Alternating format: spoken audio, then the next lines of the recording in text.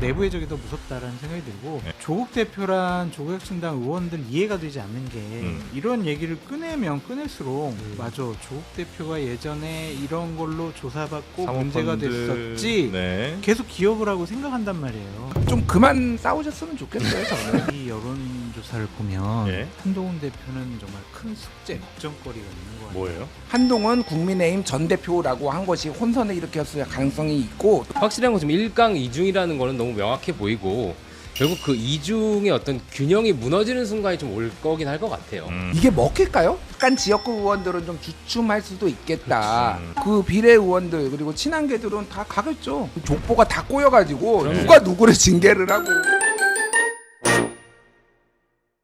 한없이 가벼운 시사 토크쇼 장르한 여의도 5월 6일 수요일 순서 시작하겠습니다. 반갑습니다. 조영진이고요.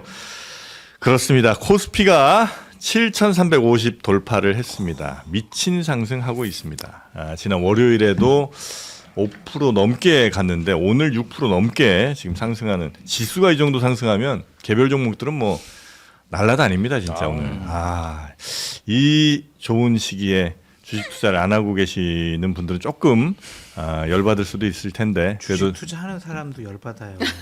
엉뚱한 거 사 있는 분들도 열받을 텐데 그래도 뭐 안 돼요. 최윤경 기자 보시면서 조금 마음 푸시기 바라겠습니다. 네.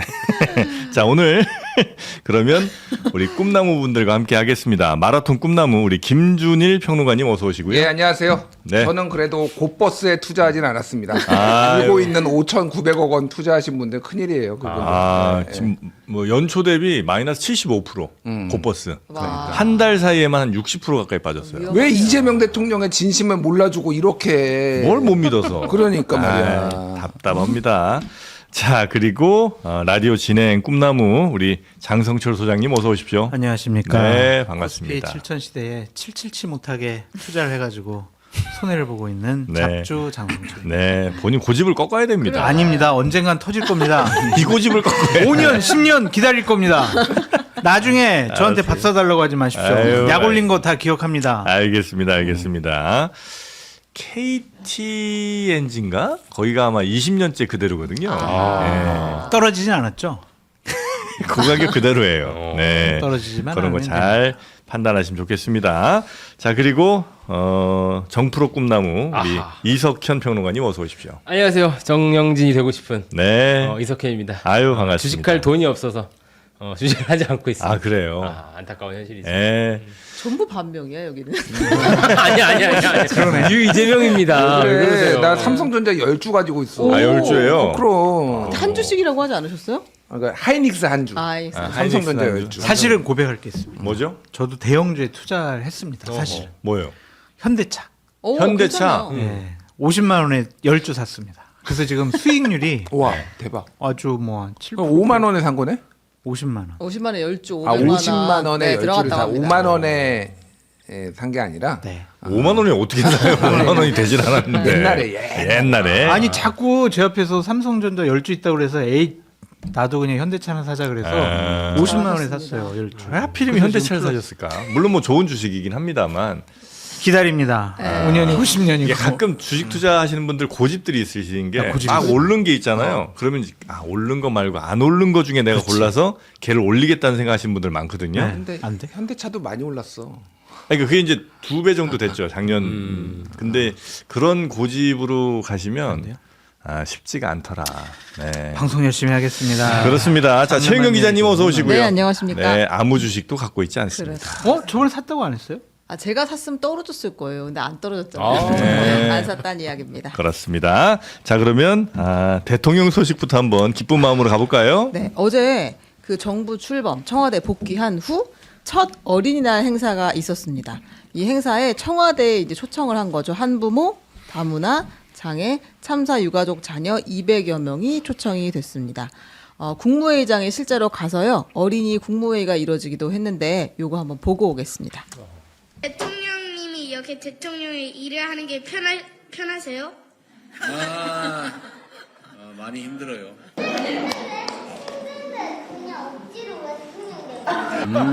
힘들어도 해야 될 일이 있어서요. 대통령이 어떻게 되느냐고요? 국민들에게 인정받으면 대통령이 될 수 있어요. 대통령 하다가 잘못하면 쫓겨나는 수도 있습니다. 네. 잔혹 동화를 갑자기. 예. 요거 말고도 뭐 먹어요? 뭐 이런 거 대통령 뭐 먹냐고 네, 물어보니까 돈 많이- 김치찌개 맛있겠다 뭐 이런 거 그런 장면도 아주 귀엽게 아이들이 연출을 또 해줬습니다. 요건 뭐 따로 평론할 저 필요는 짧게 네, 좀 네, 할게요. 네, 네, 네. 예, 굉장히 어제 이제 저렇게 뭐 국무회의도 열고 또 하나는 이제 틱톡이나 뭐 인스타그램 같은 걸로 질문 받아서 답변도 하고 막 그런 것도 있었거든요. 네. 그래서 뭐 세종대왕이 돼주세요. 막 이런 질문도 있었고 막 그랬어요. 그래서 뭐 열심히 하겠다 이제 국민께 인정받는 대통령이 되겠다 했는데 저는 대통령이 하신 말씀이 네. 되게 중요하다고 생각해요. 어린이의 품위를 지켜주는 품위 있는 어른이 되겠다고 다짐을 했고요. 또 존엄 인격을 지닌 한 사람으로서 어린이를 존중하겠다라고 답을 했어요. 이거를 듣고 반성해야 될 사람이 아마 민주당에 굉장히 많을 거다 제가 보기에는 어린이를 품격 인격으로 존중하지 않고 오빠라고 그리고 부르지 아니하고. 민주연구원 부원장인 뭐 김모 씨 네, 또 네, 뭐 네, 네. 자 올려가지고 막 갑자기 무슨 빈곤 포르노까지 나오고 지금 락항 나오고 지금 정신 문서가짜 네, 정신 네, 네. 없었어요. 네, 맞습니다. 좀 정신 좀 차려라 진짜. 그 뉴스 예. 잠시 후에 저희가 한번 좀 다뤄보도록 하겠습니다.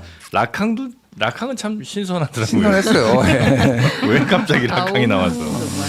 자 그러면 뭐 지방선거 이야기 하나하나 좀 가볼까요? 네, 그 부산 북갑이 가장 뜨겁잖아요. 이 지방선거가 아니고 보궐선거죠. 부산 북구가 국민의힘 후보로 박민식 전 장관이 확정이 됐습니다. 이게 뉴스라니. 아무튼 어제 확정이 됐고요. 네. 3자 구도로 치러지게 됐습니다. 그러니까 하정우, 박민식, 한동훈 이렇게 세 사람이 네. 표를 나누게 될 것으로 보이는데 여론조사들이 막 나오죠 이제. 그렇습니다. 여론조사가 근데 같은 기간에 조사된 것들이 숫자가 너무 달라서 저희가 이거 한번 비교해 보려고 하거든요. 아 같은 기간에 조사했는데 기관별로 다르더라. 그렇습니다. 예. 부산 MBC가 한길리서치에 의뢰해서 5월 1일에서 3일 조사한 거는 저희가 지난번에 한번 소개를 해드렸어요. 여기는 하정우 34.3, 한동훈 33.5, 이 두 사람이 붙었죠. 그리고 네. 박민식 21.5 이렇게 돼 있었어요. 그러니까 30%대 두 사람이 있고 박민식 후보가 훨씬 낮았는데 2강 1중. 그렇죠. 네. 근데 같은 기간에 SBS가 의뢰해서 입소스가 조사한 것을 보면 여기서는 하정우 38, 박민식 26, 한동훈 21. 이렇게 차이가 나요? 그러니까 이게 지금 하정우 후보의 지지율은 굳이 따지면 크게 차이 나지는 않는 것 같아요. 그리고 이제 한동훈 후보의 숫자가 10% 포인트 이상 지금 두 조사에서 차이가 나는 거거든요. 네. 이걸 어떻게 봐야 할 것인가가 지금 뭐 캠프와 모두의 과제인 것 같습니다. 뭐 조사 기관별로 조금씩 뭐 달라질 수 있을 텐데 너무 차이가 많이 나. 같은 기간 동안 조사한 거잖아요. 그렇습니다. 5월 1일에서 3일. 표본 수는 조금 차이가 있고 뭐 질문 같은 게 좀 달랐었나? 방식도 조금 차이가 있기는 한데요. 예. 그게 막 대세 이 정도 영향을 줄 정도는 아닌 것 같은데. 여론조사 전문가들하고 오늘 아침에 제가 좀 얘기를 해봤더니 네. 중요한 걸 한 두 가지 포인트로 잡더라고요. 예. 그러니까 유선 전화를 넣느냐 안 넣느냐. 아, 유무선 혼합이냐 아니면 무선만 하느냐? 그리고 부산 MBC 같은 경우에는 유선이 15% 들어갔다고 하더라고요. 예. 그럼 보수가 좀 더 잡히지 않았느냐라고 추측을 하고 또 하나는 정당명을 넣느냐 안 넣느냐. SBS 여론조사 같은 경우에는 민주당 하정우, 국민의힘 박민식, 무소속 한동훈 이렇게 조사했다라는 거예요. 네. 그런데 부산 MBC 여론조사 같은 경우에는 무소속 그러니까 국가보훈부 장관 박민식, 국민의힘 전 대표 한동훈 이렇게 넣기 때문에 국민의힘 지지자들이 한동훈 한동훈으로 후보를 갔다. 조금 더 지지한 것 같다. 그런 식의 분석을 하더라고요. 그래요. 네. 뭐 합리적인 분석이고 그러니까 이게 같은 기간에 한 거기 때문에 진짜 이거를 체리 피킹하면 안 된다. 제가 말하는 거는 뭐 이제 예를 들면 한동훈 지지자들은 SBS 입소스 이거는 틀린 조사다. 뭐 이렇게 말씀하시는 분들도 있고 뭐 네, 그 네. 반대의 경우도 있고 막 그렇단 말이에요. 그렇게 받아들이면 안 되고 이제 있는 거는 있는 그대로 저는 받아들여야 된다고 보고 네. 거기 말씀하신 대로 그 변수가 하나가 있었어요. 그러니까 바로 왜냐하면 후보자들이 확정이 된 데도 있고 안 된 데도 있기 때문에 부산 MBC 한길리서치는 전직에 다 써줬거든요. 근데 국민의힘 한동훈 국민의힘 전 대표라고 한 것이 혼선을 일으켰을 가능성이 있고 또 하나는 ARS와 전화 면접의 차이를 좀 볼 필요도 있다. 제가 네. 보기에는 전화 면접은 상대적으로 정치 중관여층, 저관여층도 이제 응답을 하는 경향이 있고, 뭐 ARS는 정치 고관여층이 좀 더 많이 응답을 하잖아요. 네. 그러면은 이거는 그냥 이 결과를 놓고 해석을 하면은 정치 고관여층에는 상대적으로 한동훈의 바람이 약간은 불었다. 그러니까 거기에는 한동훈의 매체에서 나오는 뭐 노출 빈도라든지 뭐 이런 최근에 마케팅 그 캠페인이라든지 이런 게 약간 먹혔는데 예. 그게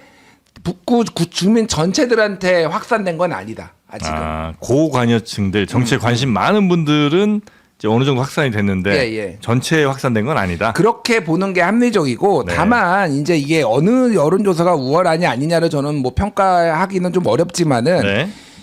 이 전화 면접이 반드시 이 선거판의 선거 시기에 반드시 맞다라고 볼 수도 없고 ARS가 맞다고 볼 수도 없고 저는 이 중간 어디쯤에 이제 진실이 있다라고 보는데 그러니까 네. 실제 민심이 왜 그러냐면은 실제 투표장에 가는 사람들은 특히 지방선거 같이 투표율이 상대적으로 다른 것보다 낮은 거는 ARS가 어느 정도 그러니까 좀 뭐라고 해야 되나 실제 민심에 수렴하는 경우도 있어요. ARS가 예, 왜냐면은 더 투표를 관심 많은 분들이 더 간다.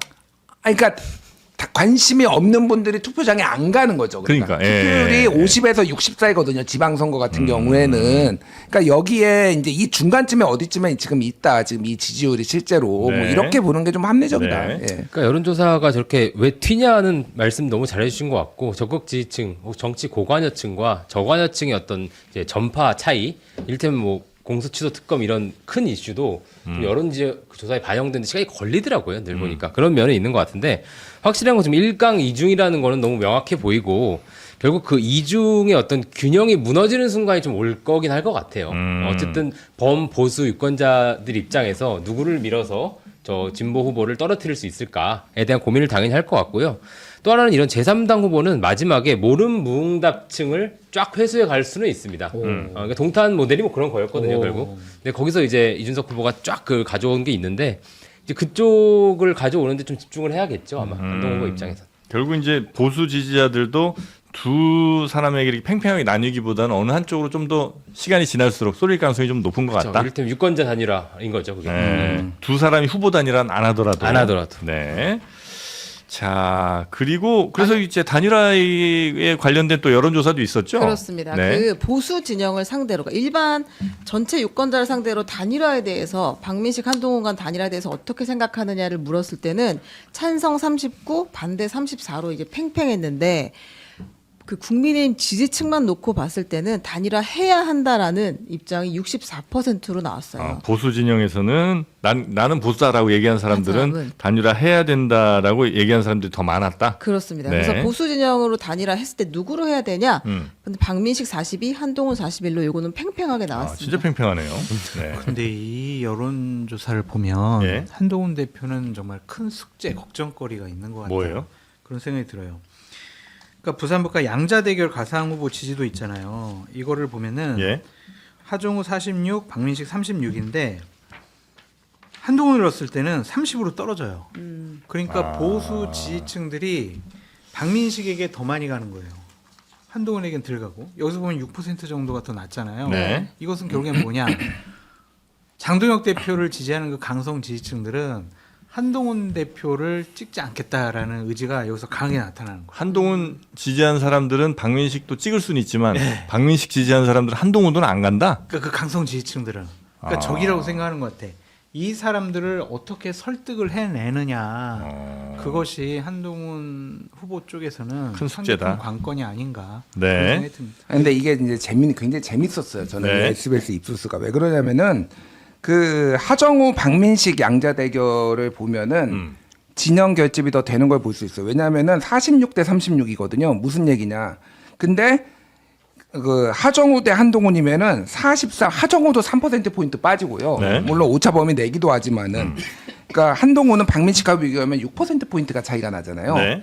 이게 무슨 얘기냐? 그러니까 한동훈을 비토하는 세력도 그러니까 모름이라고 없다라고 한 사람 중에서는 한동훈을 비토하는 사람도 있는데 한동훈이 나오니까 하정우랑 한동훈을 놓고 고민하는 사람도 여기 있다라는 거예요. 그러니까 더 모름 무응답이 더 늘어나잖아요. 지금 네, 17에서 네, 네, 네. 25로. 예. 그러니까 이게 지금 고민들이 깊어지고 있다. 이 그러니까 두 사람 나오면 모르겠다 이런 사람들이 늘어났다는 게 하정우, 박민식은 소위 말하는 진영 결집이에요. 여기는 그냥 심플한 거예요. 그러니까 그런데 양쪽에서 다 빠진다라는 거잖아요. 지금 그 진영에서도 네. 그러니까 그러니까 이거를 어떻게 이용하는 말한 대로 1+1이 2가 안 됩니다. 이거는 명징해요. 예전에 어떤 단위라도 그런 식으로 된 적은 없어요. 네네네. 예, 하지만은 1+1이 예를 들면 1.8이 되느냐, 1.5가 되느냐 이거는 완전 다르거든요. 네. 근데 지금은 이 보수 쪽이 제가 보기에는 현재 분위기만 보면은 1+1은 1.5나 1.6 정도밖에 안 돼요. 1.8, 1.9가 되기는 어려운데 네. 그래서 이게 양쪽도 마찬가지인데 단일화를 안 하면 모를까 하려고 하면은 너무 세게 까서 감정이 상하게 하면 안 되는 이런 약간 선에 타야 되는 이런 지금 캠페인이 필요하다 이게. 네네네. 예. 근데 오늘 저는 오히려 그렇게 선을 타는 방식보다는 지금 한동훈 후보 안에 있는 지지율의 안에는 이제 국힘을 공격하고 정권을 공격하고 싶은 그 모든 표가 다 지금 엉켜 있는 거거든요. 네. 그래서 저는 오히려 지금 필요한 건 이재명 대통령 지지율도 높으니까 국힘하고 더 붙어야 된다는 생각은 들어요. 더 세게. 국힘하고 세게 붙어야 된다. 세게 싸워야 한동훈 된다. 후보가. 그러니까 보수 혁신 얘기를 더 세게 해서 저쪽을 좀 회초리를 주려면 하는 게 이제 무당파들의 표가 많을 거거든요. 네. 그러니까 양쪽에 모두 표가 걸려 있기 때문에 전 단일화하면 무조건 안 좋다. 이거 하나는 무조건인 것 같고 네. 또 하나는 이 제3당 후보들 승명 같은 거예요. 끝까지 할 거냐 완주할 거냐 이 얘기를 계속 듣는 건데 초반에 그래도 한 20%에서 30% 사이의 지지율이 나온다는 건 끝까지 밀어봐도 되겠다라는 인식을 주기에는 이제 초석은 된 건데요. 이제 앞으로 몇 번의 좀 운이 더 필요할 것 같습니다. 근데 국힘을 공격하는 게 좋아요? 아니면 박민식을 공격하는 게 좋아요? 한동훈 입장에서. 국힘을 공격하면 자칫 국민의힘 보수를 지지하시는 분들이 한동훈이 이렇게 국민의힘 공격하는 것이 마음에 안 드실 수도 있고 아니면 뭐 박민식 장관을 후보로서 개인으로 공격을 하게 되면 보수를 지지하지만 박민식은 아닌가 이런 생각들이 한동훈에게 갈 수도 있잖아요. 그러니까 그게 어렵다라고 제가 한 부분인데 결국은 박민식 전 장관이 후보가 나오면서 단일화 없다라고 하고 당 면접 때도 단일화 할 거냐 막 물어봤다라는 거. 이영풍 후보는 뭐 전에 언론 보도에 따르면은 각서까지 쓰겠다 내가 단일화 안 한다는. 이게 그러니까 후보가 결정하는 것과 당이 전략적으로 결정하는 것과 있는데 당의 방침은 장동혁의 방침은 명확하게 안 해요. 그런데 그러면 장동혁이 마음을 돌려서 장동혁이 죄송합니다. 박민식이 마음을 돌려서 단일화를 내가 해야 되겠다. 내가 이길 수도 있으니까 단일화를 해가지고 이대로 가면은 1강 2중으로 필패다라고 해서 할 수 있을 정도의 마음이 들게는 해줘야 되는 거예요. 그러니까 박민식을 제가 보기에는 너무 공격하면 안 돼요. 그래서 제가 오늘 아침에 SBS 라디오에서 그 얘기를 했는데 오늘 일요일에 양 캠프 다 개소식 열리거든요.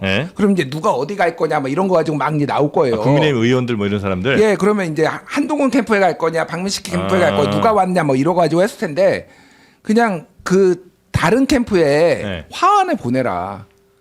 이래 한동훈이 박민식 캠프한테 그 개소식에 화환을 보내라. 그러니까 무슨 얘기냐면은 페어플레이. 선생님 너무 혼자 큰 정치 하시는 거 아니에요? 아니 그게 아니라 이거는 일단은 지지자들한테도 대범하게 그 유권자들한테도 내가 대범하게 보이고 페어플레이 하겠다. 나는 잘못된 보수 정치하고 싸우는 거지 한동훈이 박민식하고 싸우는 게 아니다. 약간 이런 류의 것들이 지금 복잡하게 지금 엉켜 있어야 된다 이게. 저는 반대입니다. 박민식을 공격해야 합니다. 왜냐? 그 지역에서 치열하게 경쟁하는 건 박민식입니다. 그렇기 때문에 박민식 후보가 그 지역을 어떻게 떠났는지 그리고 왜 출마하면 안 되는지 그것에 대해서 확실하게 선을 그어야 돼요. 그 부분을 집중 그래야 공격하는 게 그래 이번에는 오히려 효과가 박민식보다는 있다. 저는 국민의힘 두 개 다 필요하다고 생각해요. 잠깐만 있어 보세요. 단짠으로 필요한 것 같고 하세요. 사실 지금 양자 대결을 했을 때 36 나왔잖아요 박민식 후보가. 아까 근데 그 소장님 말씀하신 것 중에 이 36이 사실 다 윤호개인 표일 수는 없어요. 그렇겠죠. 그 안에서 깨 와야 되거든요. 네. 한동훈 후보의 과제가 그걸 것 같습니다. 자, 그래서 그 개소식에 뭐 누가 가냐 이슈도 말씀해 그렇습니다. 주셨는데 이번 주말에 다 개소식이 있잖아요. 박민식 후보와 한동훈 후보가 모두 이제 개소식을 하게 되는데요. 여기 이제 의원들이 다 가서 힘을 실어주는 게 예상되는 수순이잖아요. 근데 장동혁 대표가 먼저 약을 쳤습니다. 그러니까 이건 뭐 당 대표로서 당연히 이제 해야 될 일일 수도 있는데 이제 그 한동훈을 돕는 친한계는 징계하겠다. 라는 것이 이제 장동혁 대표의 경고였어요. 물론 선거 끝날 때까지 이제 따로 징계 이야기는 안 하기로 했었는데 한동훈 개소식 가기만 해. 지금 이제 이렇게 이야기를 한 상태예요. 그리고 지도부는 박민식 후보 개소식에 참석을 할 것으로 지금 보입니다. 한지아 의원은 한동훈 후보 쪽으로 간다는 거죠? 개소식에. 그렇죠. 네. 그럼 이제 징계를 하긴 할 텐데 어떤 징계를 하는 거죠? 만약에 징계를 하면 아니 근데 공식적으로 그러니까 예비 후보 등록에 가가지고 악수하는 사진을 한지아 의원이 연출을 했는데 개소식에 내가 가겠다라고 지금 말을 한 거는 없는 걸로 아는데 그냥 누구나 그렇게 예측을 지금 하는 거 아닌가? 근데 못 봤어요. 한지아 의원이 간다고 그랬어요, 개소식? 그거는 아직 안 나왔는데. 징계할 테면 해라 이제 이게 한지아 뭐 그렇죠. 의원의 예. 그러니까 예비 후보 등록할 때 어. 이제 악수한 거 가서 현장 가서 악수한 거 네. 가지고 지금 징계하겠다라는 거고 이게 먹힐까요? 한 장동혁의 징계 경고가? 협박이 경고 아, 협박이 먹히죠. 왜 먹혀? 왜 먹히냐면 2028년 총선 때문에 그래요. 그때 공천 때문에. 장동혁 체제는 어차피 무너진다라고 없는데, 생각을 사람들이 하고 있어요. 없는데 예. 장동혁은 안 들어오더라도 예. 이름만 바꾼 장동혁이 올 수 있잖아요. 그러면 그 사람들이 지난번에 해당이 징계받았잖아. 아. 징계받은 사람은 공천에 마이너스 20점. 이렇게 일괄적으로 때릴 수가 있어요. 그렇기 때문에 2028년 공천을 앞두고 야 이거 어떡하지? 그러니까 제일 좋은 건 이 사람들에게 한동훈 대표가 당선이 돼가지고 당대표 해가지고 2028년 네. 공천권 행사하는 그 당대표직에 오는 건 괜찮은데 다른 사람들이 오면 일괄적으로 이게 징계받은 사람 감점 이러면은 상대 골치 아파지잖아요. 거기에 아니, 베팅하신 근데 거 아닌가? 한지아 의원은 거기에 베팅하신 거 아닌가요? 한지아 의원 같은 분. 그러니까 그러니까 한지아 이제 의원은 당대표 비서실장까지 했고 예, 좀 조용조용하신 분이지만은 기본적으로 친한이 색깔이 명확한 분이시고 예. 비례예요. 음. 비례기 때문에 솔직히 지역구에서 뭐 이게 지금 어떻게 될지도 모르는데 여기에서 그래서 생각보다 말씀하신 대로 약간 지역구 의원들은 좀 주춤할 수도 있겠다. 그런데 그 비례 의원들 그리고 친한계들은 다 가겠죠. 그게 한동훈이 겁낼 거 없다? 그럼 너 제명할래? 그럼 나 뭐 어쩔 수 없지 뭐 나가지 뭐 이게 지금 한 석이라도 더 필요한 국민의힘이 제명하겠습니까? 그러니까 그리고 윤리위 했던 거 지금 다 법원에서 뒤집어지고 있는데 그래서 제가 보기에는 이 협박은 통하지 않아요. 안 통하는 네. 협박이다. 근데 저는 오히려- 통할 것 네. 같아요. 서병수, 김도읍 이런 부산 지역에 있는 정치인들 있잖아요. 이분들은 어디로 가실까요? 당연히 안 가겠죠. 둘 다 안 가요? 아니 강민식 한동훈 후보. 후보에게 안 가겠죠. 서병수 전 당협위원장 같은 경우에는 이거 뭐 개소식 같은 거 하는데 갔던 것 같은데 박민식 후보 사무실 열었을 때 네. 갔던 것 같고 그냥 형식적으로라도 가야죠. 그러니까 사실 명백하게 해당 행위가 맞긴 해요. 그렇지. 뭐 그걸 아니라고 할 수는 없는데 당 밖에 있는 사람 개소식 가는 게. 그렇죠. 이상하잖아요. 근데 모양 좀 특이해요. 그런 명백한 해당 행위도 징계 못할 만큼 지금 권위가 다 떨어져 있고 아, 장난을 한덕수 네. 우리 아니, 그러니까 도 생각이 나잖아요. 되게 중요한 문제인데 네. 이 당은 지금 족보가 다 꼬여가지고 누가 누구를 징계를 하고 한덕수 옹립했던 사람들이 당 지도부의 태반이에요 지금. 그건 해당 행위 아닌가요? 그럼 다 과거는 묻지 마세요. 소급해가지고 다 징계해야지. 왜 무소속 후보를 해? 김문수를 지지해야지. 그 말도 안 되는 짓거리를 해놓고 이젠 또 뭐 역으로 해놓고 이게 영이 안 쓰는 거예요. 그러니까 솔직히. 그치 영이 안 쓰면 협박을 하지. 당 대표 순환 시대입니다. 순환이 아니라 제명하면- 잘못된 사람입니다. 장동혁 대표가 네. 네. 제명하면 올해 땡큐일 거예요. 당원권 정지 이런 게 제일 좋고 제명하면 뭐 의원직 살은 상태에서 나가는 거니까 네. 더 좋아할 것 같습니다. 자, 그리고 한동훈 캠프가 좋아하는 소식이 또 하나 등장을 했습니다. 뭐 있죠? 여론조사에서 슬퍼졌던 마음이 아마 이 소식으로 다시 좀 회복되지 않았을까 싶은데 그 2차 종합특검이 한동훈 그 후보 출국 금지를 한 사실이 드러났습니다. 그 대북 송금 수사, 뭐 쌍방어 수사 있잖아요. 네. 그거에 개입한 의혹. 그때 한동훈이 법무부 장관이었잖아. 아. 이제 라는 문제제기가 있었는데 예. 그거 수사를 해야 한다고 하면서 한동훈 후보 출국 금지를 시킨 겁니다. 이걸 먼저 한동훈 후보가 공개를 했어요. 아마 이제 공식적으로 브리핑을 한 게 아니기 때문에 본인이 확인하는 과정에서 이걸 알게 된 것 같고. 아, 나 출국 금지됐었었다. 네, 지금 그러니까 5월까지 출국 금지가 된 상태였다. 예. 이런 이야기를 하면서 할 테면 해봐라라고 이제 이야기를. 그게 했습니다. 한동훈 후보한테 더 도움이 된다는 거는 뭔가 핍박받는 이미지 이런 걸 이제 줄 수 있다는 그런 얘기인가요? 그럼요. 아. 명백한 것 같습니다. 네. 여튼 그런 출국 금지 소식까지 한동훈 대표가 전해줬고요. 근데 요거는 네. 좀 이제 재밌는 포인트가 뭐냐면은 네. 5월 12일까지거든요. 네. 4월 13일부터 5월 12일이니까 지금 일주일 남았어요, 사실은. 네. 이 타이밍에 갑자기 이게 이제 한동훈 대표가 공개를 하고 특검이 확인해 준 거잖아요. 네. 한동훈 대표가 후보가 이거를 어제 알았을까? 저는 일찍이 알았다고 봐요. 예. 아, 근데 지금 터뜨렸다. 집에 안 가가지고 우편물을 나중에 봤어요. 아니 그러니까, 그러니까 제가 보기에는 네. 이제 어제 이제 SBS 입소스 이거 여론조사도 나오고 네. 뭐 그러니까 추론입니다. 너무 뭐라고 하지 마시고 네. 안 좋아지니까 핍박받는 이미지 이게 도움이 된다고 생각해서 어제 딱 터트린 거고 제가 보기에는 특검이 이상해요. 2차 종합 특검이 이상한 일처리를 합니다. 왜냐하면은 이게 지금 근거가 뭐냐면은 시민단체가 고발을 했기 때문에 출국 금지를 했다라는 거예요. 언제부터 시민단체가 고발하면은 출국 금지를 하나요? 아니, 그러니까 이게 뭐냐면은 윤석열 고발 대상이 누구냐면 윤석열, 한동훈 전 법무부 장관으로서의 한동훈 그리고 이원석 그리고 수원지검장, 수원지검 차장, 네. 수원지검 검사 해가지고 쉽게 얘기하면 윤석열이 한동훈한테 오다 내리고 그 한동훈이 이원석한테 오다 내리고 그래가지고 오다 쫙 해가지고 지금 조작 기소했다라는 거예요. 이게 지금 그러니까. 네. 이게 뭐가 있어야지. 이거 아니 시민단체가 고발하면은 다 출금합니까? 이게 말이 되는 얘기예요, 이게? 이게 지금 특검이 얼마나 황당한 일을 한 건지 이게 누구한테 유리하고 불리한 걸 떠나가지고 네. 그러면은 수사를 진행을 해서 지금 뭘 보여줘야 되죠, 지금 2주, 3주가 지났잖아요, 지금. 뭘 했지? 지금까지? 그러니까 출국 금지를 시켰다는 거는 그 사이에 뭔가 조사를 안정적으로 해서 뭐 조서를 받든지 해야 되는데 뭐가 나와야 될 거 아니에요. 아무것도 없이. 그럼 이원석 지금 한동훈은 바쁘니까 그럼 이원석이라도 불러가지고 했더니 아무것도 안 나와 있어요 지금. 그럼 출국 금지만 해놓으면 뭐 하는 거야 이게. 예방적 차원. 제가 보기에는 무능해. 아니 2차 종합특검이 기본적으로 무능하고 네. 지금 이제 논란이 계속 되는 거는 정치적 편향성, 중립성에 대한 게 이게 기본적으로 지켜야 될 게 있어요. 이를테면은 뭐 특검보가 네. 그 김어준 그 거기 채널에 나가가지고 여러분들이 원하는 소식 곧 들을 수 있다. 이거는 그냥 정파성을 떠나서 그거 조선일보에 나가서 해도 안 되는 거고 김어준 방송에 나가서 해도 안 되는 거예요. 그런 짓은. 네. 당연히 욕먹는 거예요. 그거를 왜 그런 짓을 하고 있냐고. 그러니까 지금 2차 종합특검이 무능한 데다가 네. 지금 정치적 중립성까지 제가 보기에는 의심받고 있다. 이런 상황에서 한동훈이 이거를 치고 들어온 거라고요. 지금 이렇게.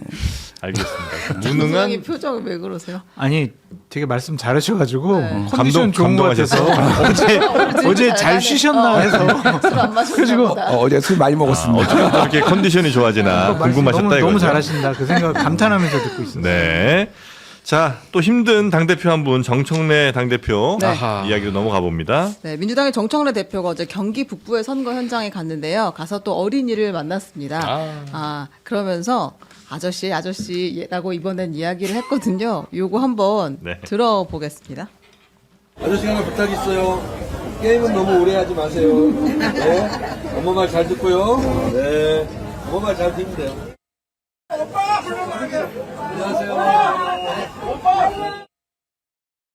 아유, 아주 난감합니다.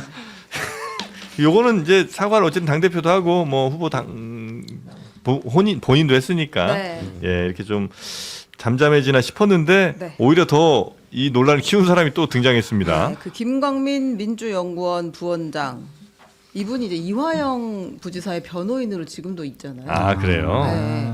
그랬는데 자신의 페이스북에 이렇게 글을 올렸습니다.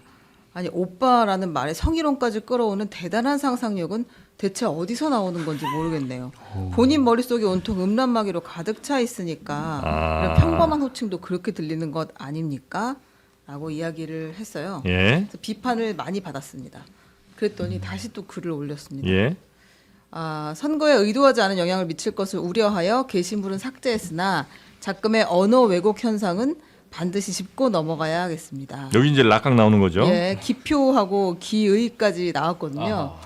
이거는 좀 누구 공부하신 분이 좀 알려주세요. 무슨 소리인지는 잘 모르겠는데. 낙강의 관점에서 보면 예. 이는 기표, 오빠, 빈곤 포르노가 본래의 기의, 친족, 빈곤의 도구화를 잃고 왜곡된 욕망의 기표로 재부호화되는 과정입니다. 이렇게 썼습니다. 이게 진짜 너무 무식한 게 제가 너무 마음이 아픕니다. 이걸 제대로 해석을 못 하겠네. 무슨 얘기인지. 여튼 그렇게 했는데 한 번 더 올렸죠. 게시물에 쏟아진 비난이 개인의 부족함보다는 커뮤니티의 좌표찍기 공격임을 깨닫고 이제는 이를 의연하게 즐기게 됨. 저는 김광민 씨를 네. 그냥 민주당에서 선대위 대변인으로 수석 대변인으로 임명했으면 좋겠어요. 네. 그래서 정청래 대표가 잘못하지 않았다라는 거 그리고 이것은 왜곡이라는 거 네. 그거를 널리 국민들에게 네. 많이 알려줄 수 있도록 마이크를 줬으면 좋겠다 그런 생각이 듭니다. 아니, 근데 그렇게 당당하고 전혀 뭐 문제 없다고 생각하면 뭐를 그런 내리셨나 하는 생각이 들기도 하고. 아니 근데 이거 정청래 대표가 진짜 짜증날 것 같아요. 이거 이제 사과를 빨리 했잖아요. 어쨌든. 맞아요. 하고 네. 정리하고 본인은 가서 아저씨 하고 있는데 여기서 자꾸 뒷북치고 있으면 얼마나 아이고 저 눈치도 진짜 애지간히 없다 이렇게 생각할 거 아니에요. 좀 잠잠해져야 되는데. 네, 근데 그 틈을 파고들고 역시 절대 이 순간을 놓치지 않는 누굽니까? 또 한 명의 후보가 있었습니다. 누굽니까? 한번 보겠습니다. 안녕. 아직 동네 아저씨야. 이거 악수 한번 할까? 이름이 뭐야? 김태린. 아저씨는 한동훈 아저씨야. 텔레비에 나오다 아이가. 아저씨 나쁜 사람 아니야. 잘 커. 아저씨가 기억할게. 잘 커. 예. 네. 짧은 영상에 아저씨가 10번 보란 듯이. 아저씨. 난 아저씨야. 아저씨. 네, 아저씨. 아저씨. 잘 커. 아저씨다. 네. 이렇게 한동훈 후보가 활용을 잘 했다는 소식. 요거 문제는 이제 잠잠해질까요, 진짜? 아니면 더 혹시 뭐 발화될 지점들이 좀 보이십니까? 아니 뭐 실수하면 나중에 또 하정우성이 실수하면 또 이것까지 해가지고 저번에 손 털고 오빠라 그러고 이번엔 이러고 계속 공격을 하겠죠. 근데 기본적으로 민주당과 정청래 대표에게 불리한 이슈이기 때문에 계속 저런 식으로 풍자적으로 조롱하는 형식으로 계속 문제 삼을 것 같다 그런 생각이 듭니다. 네. 그러니까 지금 손털털에 의해서 탈탈에 의해서 2연타잖아요. 지금 계속 그게 나오고 있는 것 같고 네. 저는 이게 뭐 성희롱이나 뭐 아동학대 여기까지 가는 건 과하다고 생각합니다. 근데 좀 어떤 진보 진영 남성, 중년 남성에 대한 좀 부정적 페르소나가 좀 있잖아요. 좀 그런 걸 좀 환기하는 느낌이 있었어요. 약간 늘 청춘이고 싶고 오빠이고 싶고 영포티 논란으로 이렇게 이어지는 그런 건데 약간 이제 저는 그런 생각이 듭니다. 이제 20, 30대 30대 남성으로서 30대 남자 끝자락입니다. 근데 어떤 이제 정의를 독점하고 타인을 검열하고 이제 손가락질 하시던 분들이잖아요. 근데 이분들이 꼭 그 높여놓은 자신들의 기준에 이렇게 넘어지세요. 스스로 만들어진 기준에. 저는 이제 이런 표현 하나하나를 너무 과도하게 하는 걸 반대하는 편입니다. 그런데 이 그 건은 사실 민주당의 선거에는 굉장히 부정적으로 작동할 수밖에 없고 정청래 대표는 사실 원래 하던 대로 하신 느낌은 있습니다. 네. 본인의 어떤 대민 스킬 101인 거예요. 시장 가서 이렇게 오빠라고 해봐라도 하고 그러니까 어떤 특정 세대에게는 먹힐 수도 있습니다. 이런 게. 근데 네. TPO가 전혀 안 맞았기 때문에 대중의 바다에서는 그 집안에서 하던 스킬이 안 먹힌 거죠. 네네. 아니 그래서 굉장히 재밌는 게 정청래 의원이 과거에 유세하던 거 오빠 모음이 있더라고요. 아, 있습니다. 네, 쫙 저희가 어제 좀 파묘. 보여드렸습니다. 그러니까 쫙 파묘돼가지고 네. 뭐 이렇게 오빠를 좋아해 나는 진짜 왜 이렇게 좋아하는 거야? 진짜 오빠하고 싶은가 봐. 그러니까 그래서. 중년 남성의 오빠 판타지가 있나? 뭐 난 진짜 잘 모르겠어. 나는 그럴 수 진짜. 있죠. 네. 나는 진짜 이해가 안 가고 이거 말고도 지금 뭐 나도 몰랐는데 웬만한 거 내가 다 봐서 아는데 그거 처음 봤어. 그 젓가락으로 이렇게 네.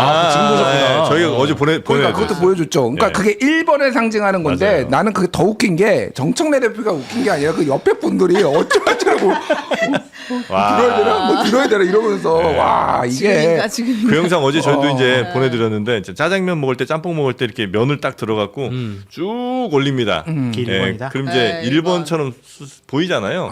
근데 이제 그 정청래 대표가 하면 옆에서 이 눈치들을 막 이렇게 보면서 같이 이렇게 지들끼리 막 눈치 네. 보면 어쩔 줄 몰라 하는 근데 거야. 제일 재밌었던 장면이 이성윤 의원이 짜장면을 자랑스럽게 들고 제일 높이 들어요. 맞아요. 저 여기 있어요.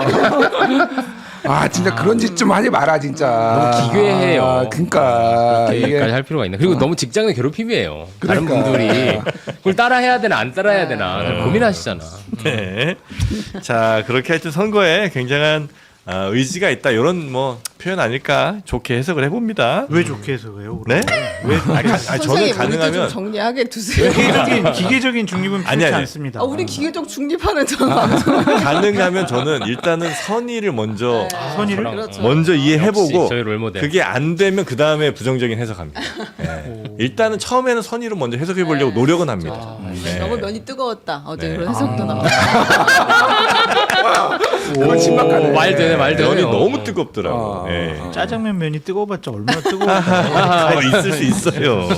자, 그리고 또 넘어갑니다. 서울로 한번 가보겠습니다. 네. 그동안 저희가 서울을 많이 못 다뤘어요. 근데 사실은 설전도 있었고 그리고 이제 조금의 이제 뭐 실수들도 있었는데 서울시장 선거의 여야 후보 지지율 격차가 조금씩 줄어들고 있는 그런 추세입니다. 여전히 오차범위 밖에 정원호 후보가 굉장히 숫자는 잘 나오고 있어요. 이것도 역시 그 조선일보가 SBS가 입소스에 의뢰해서 한 그 조사인데요. 네. 같은 5월 1일에서 3일 서울 시민 대상으로 한 조사인데 정원호 후보가 41.4% 그리고 오세훈 후보가 33.8% 이건 오차범위 밖으로 정원호 후보가 1위를 하고 있는 그런 상황이에요. 네. 근데 부동층이 21%가 지금 되는 상황이고 앞서 출마를 할 때 막 그 당시보다는 점점 격차가 줄어들고 있다. 좁혀지고 있는 그런 상황입니다. 네. 이게 오차범위 바뀌긴 한데요. 플러스 마이너스 3.5니까 7% 포인트가 나면은 그 안쪽이면은 이제 오차범위 아니잖아요. 네. 33.8이 오세훈이니까 7 더하면은 40.8이에요. 아슬아슬하다. 예, 거의 그러니까 오차범위에 별로 멀지 않게 지금 거의 걸쳐 있는 수준이다. 그래서 예전에 15% 포인트 보통 났거든요. 그래서 근데 이게 그러면은 오세훈 후보가 엄청 잘해서냐? 저는 그렇게 보진 않고요. 기본적으로 선거전이 되면은 그냥 결집이 시작돼요. 항상 그랬어요. 항상. 이거는 새로운 현상은 아니다. 기존에 지지하던 쪽으로. 예. 네. 이렇게 결집이 지금 계속 이뤄지고 있다. 이유가 예. 뭐가 됐든. 그래서 뭐 오세훈의 캠페인이 먹혔을 수도 있고 장동혁과의 거리 두기 뭐 이런 게 먹혔을 수도 있는데 제가 계속 얘기했지만은 서울시장 선거는 한 자릿수다 무조건. 이거 저는 5%포인트 안으로 들어올 거다. 이거 결국 결과 뒤로 가면은 저는 계속 얘기했고 처음부터 이 수치대로 가지 않을 거다. 지금 그렇게 가고 있다라고 보면 될 것 같아요. 예. 이 여론조사에서 정원호 후보 측은 긴장해야 돼요. 네. 왜냐하면은 오세훈 후보가 34%밖에 못 얻었어. 뭐 유보층, 부동층을 흡수하지 못했어. 네. 이렇게 긍정적으로 해석을 하던데 이 여론조사에서 우리가 유의있게 봐야 되는 거는 정원호 후보가 지지율이 하락을 해가지고 40% 초반, 41% 얻었다라는 거예요. 처음에 50% 넘는 여론조사도 나왔습니다. 근데 이런 식으로 하락했다라는 것은 본인의 경쟁력이 상당히 좀 서울 시민들에게 다른 네. 평가를 받고 있는 것이 아니냐. 그래서 탓을 본인 탓해야 돼요. 본인 탓해야 되는데 부동산 이야기가 이슈되면서 지지율에 영향 미친 것 같아요. 유보층이 이렇게 재질문을 안 했기 때문에 지지율이 좀 적게 나왔어요. 이런 식으로 막 과학적으로 해석을 하려고 하더라고요. 네. 이거는 대단히 좀 정보적으로 잘못된 판단을 하고 있는 것이 아닌가. 여론조사 그런 결과들이 생각이 이게 쭉 나오는데 그동안 어느 광역단체장 후보들도 대통령 지지율만큼 나오는 사람이 없는 것 같아요. 그거는 저 같은 유 이재명 때문에 그렇다니까요. 아, 그런가요? 저는 대통령 잘한다고 왜 웃어요? 네? 왜 유 이재명 하면 안 됩니까? 아, 공감이 됐어요. 유 이재명은 부끄럽습니까? 아이, 공감이 저는 아, 자랑스럽게 왜 유 이재명이라고 얘기합니다. 네, 혼자 그렇게. 진짜 이재명 가만히 있는데. 근데 이게 추세적으로 네. 좀 좁아지는 거에 말씀하신 그대로입니다. 위기감을 엄청 느껴야 될 것 같고요. 그럼요. 이 보수 결집이 그 사실 투표 포기층이 많았어요. 근데 결집할 이유가 있어야 되거든요. 근데 이유가 있는 거죠. 정원호 후보에 대한 이제 비토 정서가 이제 그럼요. 올라오는 겁니다. 사실 첫 번째는 정원호 후보가 지금 자기 브랜딩을 완전히 잃어버리고 있다는 생각이 듭니다. 이게 대통령이 처음 밀어 올렸을 때 이게 소구했던 이미지는 실용적 행정가였거든요. 네. 근데 지금 그냥 시민사회 후보 같아요. 가장 그 최근에 각인된 장면은 그 유시민 작가 정청래 대표와 만났던 아주. 그런 장면. 네. 그 두 분이 21년 만에 만났다는 의미 말고 그 행사에서 도대체 정원 후보가 뭘 얻었을까? 아지오를 얻었어요. 그 아주 신발이요? 좋은 신발입니다. 그 근데 정원호 후보가 사실 돋보여야 되는 자리인데 그럼요. 그렇지 못했다는 거군요. 그리고 이재명 대통령의 중도 실용 행보 같이 좀 반전 면모를 좀 보여준 적이 한 번도 없습니다. 그냥 우리가 알던 익숙한 맛. 내가 또 민주당 후보예요. 그리고 또 하나는 지금 코어가 약합니다. 그러니까 캠프 내 말발이 약하다는 건데 서사가 약하고 약간 급성장한 후보니까 이제 이런 이제 약간 혼돈이 있을 때 기강을 정리할 사람도 없고 본인이 기강도 정리를 못하고 그러니까 이제 피벗 전환도 매우 어려운 겁니다. 그러니까 이제 코어가 약하면 이제 쉽게 공격당합니다. 이런 이제 예를 들면 정원호 후보 같이 막 급 부상했고 그다음에 좀 분위기는 어쨌든 당선 그렇죠. 가능성이 좀 높고 높죠. 이러면 캠프에 사람들 엄청 오죠. 아 난리 납니다. 그리고 네. 특히 사이가 안 좋아지는 경우도 굉장히 많습니다. 그 내부 어깨 싸움이 엄청 날 겁니다. 아 그래요. 근데 이게 이제 최근에 이제 그냥 뭐 지상전 말고 공중전으로 언론 보도가 난 것들을 중심으로 얘기를 해보면은 정원호 후보가 이제 뭐 이런 거 저런 거 얘기도 많이 하고 하는데 가장 논란이 되고 언론에 탄 거는 이제 동대문 시장인가 남대문 시장인가 남대문 시장. 남대문 시장 상인한테 컨설팅 아, 받아라 뭐 네네. 이거잖아요. 네. 그리고 오세훈 후보가 가장 많이 나왔던 거는 그쪽에서 이제 공격도 했지만은 오세훈 후보는 장동혁하고의 뭐 차별화. 그래서 뭐 녹색 넥타이를 맸네, 뭐를 했네, 막 이런 거잖아요.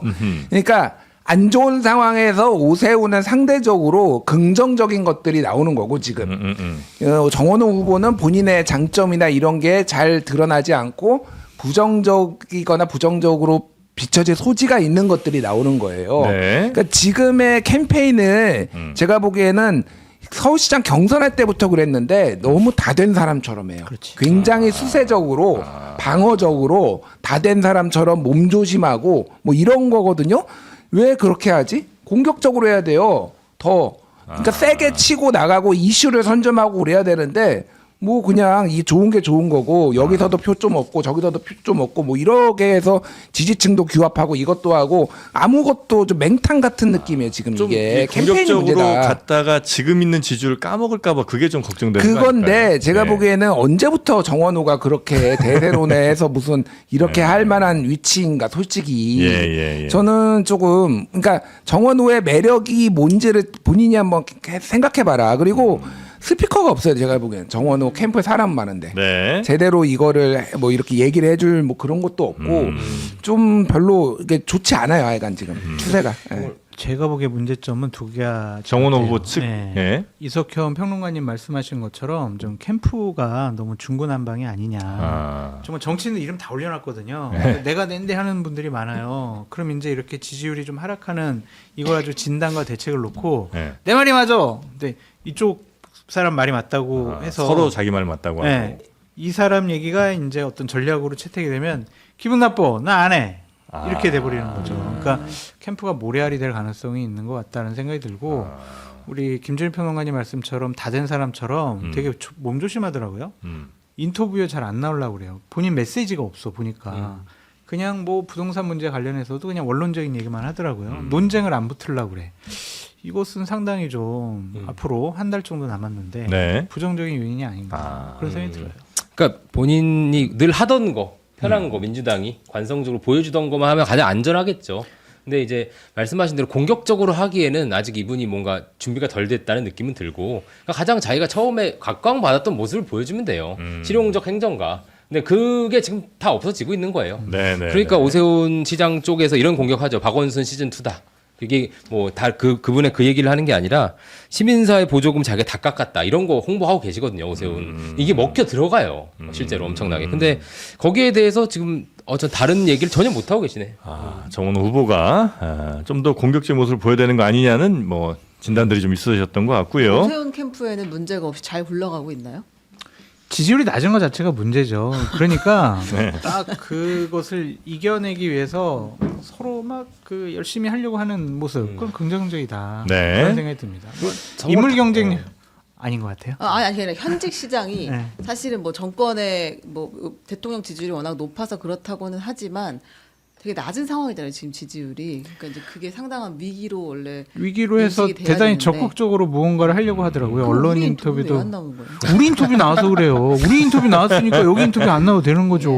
그래요. 그리고 알겠습니다. 대단히 적극적으로 네. 직능단체들도 찾아다니고 부동산 문제와 관련해서도 적극적으로 좀 공세적으로 나오더라고요. 그러니까 네. 이슈를 지금 주도하고 있다 이렇게 봐야 되겠죠. 알겠습니다. 근데 이번 어한 선거 왜요? 아니 제가 서울 시민이잖아요. 네. 이슈를 누가 주도하는지 잘 모르겠어. 사실은 서울 선거가 원래 제일 시끄러워야 되는데 경기도민이 보기에 오세훈 시장이 주도하고 있다고 얘기를 하는 거예요. 객관적으로 지금. 아니, 근데 서울 말씀하신 것처럼 서울 선거가 크게 관심의 가운데 있지는 않은 것 같아요. 뉴스도 별로 안 재보궐이 되고. 더 관심이 그렇죠. 많은 거죠. 특히 이제 평택 여기가 지금 난립니다. 예. 여기 정수가 제일 좋아하는 지역이었는데. 왜 좋아해요? 아 이거는 근데 사실 그동안 네거티브 하지 않겠다라는 것이 이제 김용남 후보 나 먼저 건드리지 않으면 나도 반격하지 않아라는 것이 네. 그 일관된 입장이었는데 조국 후보가 이게 네거티브라고요? 당연히 그동안 잘못했던 일에 대해서는 사과하고 명확하게 입장을 밝혀야지. 그 선거 과정에서 있어야 되는 일 아닙니까? 라는 이제 지금 입장이잖아요. 근데 이제 그 이야기를 조국혁신당에서 하는 과정에서 장르만 여의도가 등장했어요. 역시. 부러워요. 이 장면 한번 보고 와야겠습니다. 네, 먼저 영상 보시죠. 제가 그때 이 주식 작전 세력의 최정점에 조국 일가가 있다고 얘기를 했어요. 근데 그걸 슬그머니 바꿔서 최정점에 조국이 있다고 했는데 나 그거를 유죄 판결 안 받았는데 이렇게 말씀하셨는데 아니 구체적으로 얘기를 좀 해줬으면 좋겠어요. 조국 혁신당 측에서 저의 과거 발언 중에 뭐가 사실과 다르다는 건지 제가 일가라고 표현했어요 그때. 네, 맥락상 김용남 후보가 슬그머니 말을 바꿨다고 지목한 사람은 바로 저와 조국 대표로 보입니다. 그러면 실제 슬그머니 말을 바꾼 사람이 누구인지 김 후보님 말씀을 들어보도록 하겠습니다. 밝힌 바와 같이 조국 후보자는 주식 작전 세력의 최정점에 있는 사람입니다. 이번 조국 후보자의 법무부 장관 임명을 막아내지 못한다면 이제 자유민주주의 진영에서의 대한민국은 매우 위기에 처할 것이고 어쩌면 사라질지도 모르겠습니다. 김용남 후보님, 이제 본인 말이 기억나십니까? 네. 화면 많이 속에서 하셨네. 우리 화면을 다시 보니까 또 재밌네 이게. 계속 하면. 네. 자, 그래서 지금 신장식 의원이 이제 처음부터도 김용남 의원을 좀 저격을 했었고 이번에 좀 더 세게 맞붙는 느낌인데 김용남 의원도 이제 조금씩 짜증이 좀 많이 나는 것 같더라고요. 그래서 인터뷰 같은 데서도 보면 질린다. 그런 넌 나를 표현을 질리게 해. 쓰기를 해서 이렇게 되면 이제 사실 뭐 우당이다 뭐 이런 얘기를 많이 했었는데 오히려 둘 간의 갈등이 제일 커지는 상황. 그럴 수밖에 없죠. 이 같은 되는 거죠. 진영 내에서 네. 본인들이 주도권을 잡아야 네. 단일화 얘기가 혹시 나오면 본인으로 단일화할 수도 있다 이런 네. 생각을 할 거 아니겠습니까? 그러니까 내부의 적이 더 무섭다라는 생각이 들고 네. 조국 대표란 조국혁신당 의원들 이해가 되지 않는 게 이런 얘기를 꺼내면 꺼낼수록 맞아 조국 대표가 예전에 이런 걸로 조사받고 문제가 사모펀드, 됐었지 네. 계속 기억을 하고 생각한단 말이에요. 그것만 생각날 수 있죠. 이게 맞나? 네. 좀 이해가 되지를 않아요. 네. 참. 그렇게 자꾸 파헤쳐지는 게 본인한테 도움이 안 될 것 같은 그러니까요. 느낌. 그리고 네. 그 김용남 후보 검증이 사실 민주당 지지층을 되게 불편하게 합니다. 왜냐하면 사실 이재명 후보 그 당시 대표가 선택한 그 정치인이기도 하고 지지층 입장에서는 예전에 한번 열심히 흐린 눈을 한 후보예요.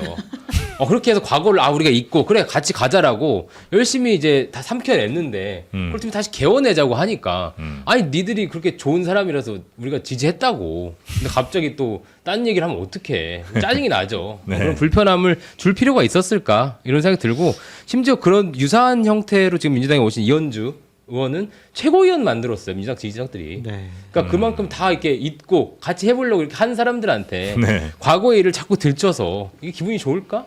불편할 것 같아요. 굉장히.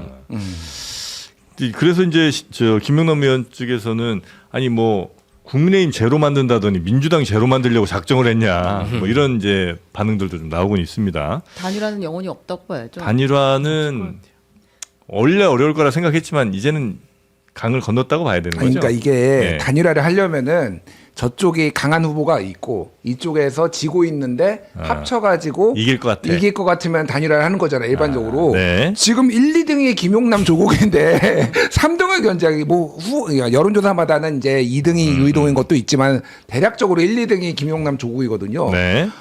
3등을 견제하려고 1, 2등이 왜 단일화를 해요? 그러니까 이게 여론 지형이 확 바뀌지 않는 이상 단일화는 어렵. 것 같고 네.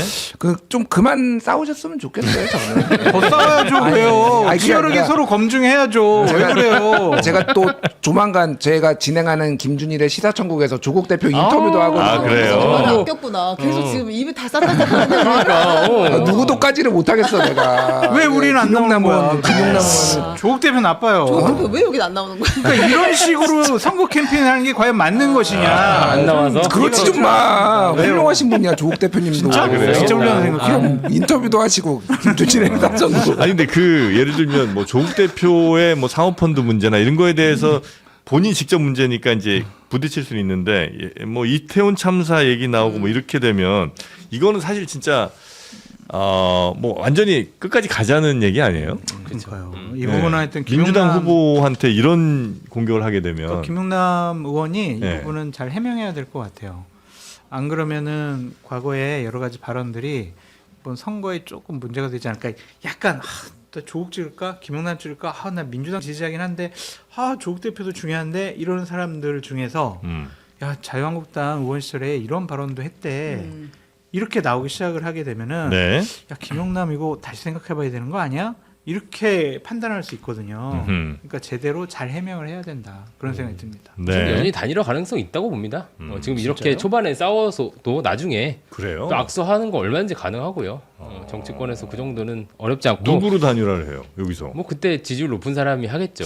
와, 누구로 단일화 그 질문에 나는 이 답을 할 수가 없겠더라고요. 조국으로 단일화 혹은 뭐 김용남으로의 단일화 그 상대방 어느 쪽도 이거는 한 가지 할 수 있는 게 아닌 것 한 같아요. 가지 가능성이 있어요. 제가 어제 황교안 후보 인터뷰를 했거든요.